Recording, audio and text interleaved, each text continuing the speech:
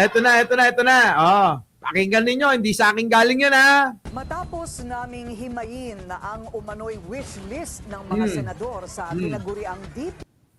Wish list, oo. Hiling na listahan. Yung mga humiling daw, oo. Yung mga humiling, oo, na nasa listahan, oo, ha? Sino-sino? PWH leaks. Nako, Project request naman ng mga kongresista ang nakalkal ng alaka, eto na. Project request. Nako, mga kababayan ko. Parang oo, yung insertion, meron pang bonus, oo. Itong request. aming team. Sino-sino ang nangunguna sa listahan? Alaka! Sa ikalawang bahagi ng exclusive agenda report ni Joash Malimban. Nako! Muling nakakuha ang Billionaire News Channel Nang? ng pangbahagi ng tinaguriang DPWH leaks. Aha. Mga dokumentong nagdedetalye sa mga umano'y proponents ng mga ilang proyekto noong binubuo ang DPWH budget proposal para sa Nako! 2025 National Expenditure Program o NEP. Sino? Sa bahaging ito ng aming ulat, ilalabas namin ang ilan sa top proponents mula sa hanay ng mga kongresista. Nako! Sa tingin nyo, ha, Benji Bernardo, sino kaya? Sa mga kongresista daw, baka kasama naman dyan si Sandro. Ha? Kasama ba si Sandro? Kasi anak ng presidente yon. Kung panahon ni Digong yan, kasama si Sara, kasama si Pulong, pati si Baste, sama-sama na. Pero dito, mga kababayan ko, kung ganyan na merong wish list ng mga humihingi ng dagdag na pondo, mga kababayan ko, dapat kasama si Sandro. Eto na. Nanguna sa listahan si Bohol 3rd District Representative Christine Alexi Tutor Nako. na may 2.7 billion pesos worth of sponsored projects. Nako. Ikalawa si dating Batangas 6th District Representative at ngayon Executive Secretary Ralph Recto. Kita nyo, mga kababayan ko, kaya mainit ang dugo ko dyan, Paano ba naman hindi malalagay sa taas yan at lagi lang tayo sa baba kung ganyan namang pondo ang meron sila? Di ba? Na may 2.4 billion pesos. Top 3 naman si ang Probinsyano Party List Representative Nako. Alfred De Los Santos. Nako. May 2.1 billion pesos worth of sponsored projects. Grabe, no? Kita nyo, party list lang yan. Tapos, binibigyan ng request na pondo na 2 billion, 160 million. Nako! Sunod sa listahan, si Negros Oriental 2nd District Representative Manuel Sagarbaria na may Nako. 2 billion pesos worth of sponsored projects. Grabe, no? Mga kababayan, chikiting! Daming pera. 1.6 billion pesos naman ang nakalista sa ilalim ng pangalan ni Palawan 2nd District Representative Jose Alvarez. Grabe, no? 1 billion 688 million. Grabe, billion to, billion ang pinag-uusapan. 1.6 billion pesos din kay Leyte 1st District Representative at dating House Speaker Martin Romualdez. Nakaw! Sabi ko na nga ba, kasama na naman Paano yan? Kala ko ba mayaman na mayaman to, ba't nagre-request pa? Tapos sabi, wala naman daw gaanong nakikitang proyekto, Grabe, mga party list, ginawang negosyo ang politiko, nako. Net vlog, ganun din naman si Martin, di ba? Tingog siya. Eto na. 1.5 billion pesos naman kay Noel Surigao del Sur 2nd District Representative Johnny Pimentel. Nako! 1.2 billion pesos worth of projects para kay Rizal 1st District Representative Michael Duavit. 1.1 billion pesos naman kay Nooy House Appropriations Chair at ako Bicol Party List Representative Zaldico. Kita nyo? Wala na, finish na daw, sabi ni Arnold.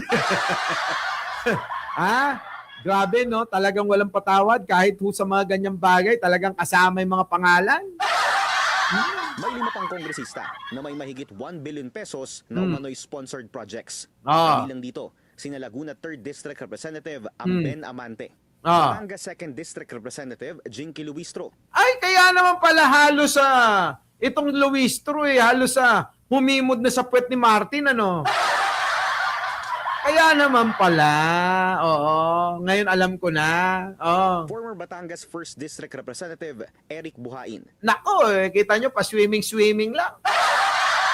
Ah. Biliran Representative Jerry Boy Espina Jr. Ah. Nueva Ecija 4th District Representative Ah. Emeng Pascual. Nako, si Idol!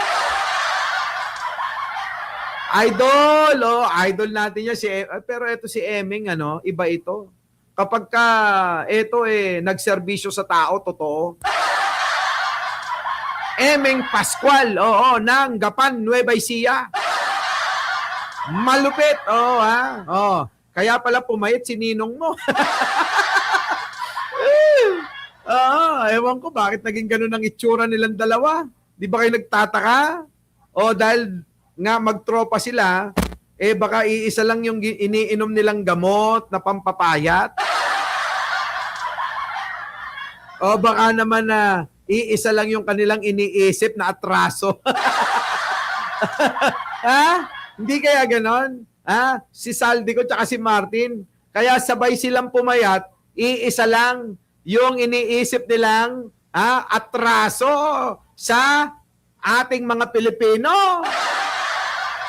Diba? Oo, yan. Oh, eto na. Oh. Bilang paglilinaw, hindi BICAM o budget insertions ang laman ng mga dokumentong ito. Ito ang mga line items para sa DPWH budget proposal na ipinapresenta at pinagtatalunan sa Kongreso bago maging General Appropriations Act o Nako! Sa sworn affidavit ni former DPWH Undersecretary Roberto Bernardo, idinitali niya ang proseso ng pagbuo ng DPWH budget proposal.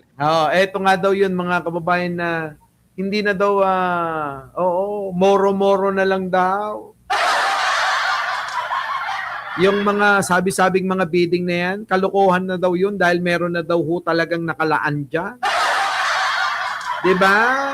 Oh, nako, we love Emeng Pascual. Kaya nga, sabi ko nga sa inyo, sa lahat ng mga, nabanggit doon dyan may patunay. Oh, magaling talaga, oo. Wala stick, walang joke. Oo, haba na nito Pero napansin nyo ba, mga kababayan ko, kasali na naman yung magtropa? Sino? Si Martin tsaka si Saldico. At kung ano mga umano'y inappropriate intervention na natatanggap ng ahensya mula sa ilang mga personalidad. Ayan, mukhang magkasundo na kami ni NetVlog. Na-stress sila, dapat kasi isoli na nila kaban ng bayan para di sila na... Oo nga! Yan, magkakasundo tayo pag ganyang katwiran, balik nila lahat yung ninakaw nila. Oh. Tulad ng mga politiko. Ayon kay Bernardo, nagsisimula ito sa consultation stage ng Regional Development Council sa tapos, DPWH. Kay ano yan, kay Cabral. Local government units at iba pang stakeholders ng nasabing lugar. Dito raw kasi nagsisimulang gamitin ng ilang mga taong may posisyon tulad ng mga senador, mga kongresista, executive department officials at local executives ang kanilang kapangyarihan para i-require mga district engineer na isumite ang listahan ng mga proyekto na maaaring sponsoran habang isinasagawa ang budget legislation process. Grabe no, ito na ako, district engineer. Ito na po, congressman. Ito na po, secretary. Ito na po, speaker. Ito na po, Saldico. Ito na po, Pulong Duterte. Ito na po, Sara Duterte. Nako, pukin ang ina.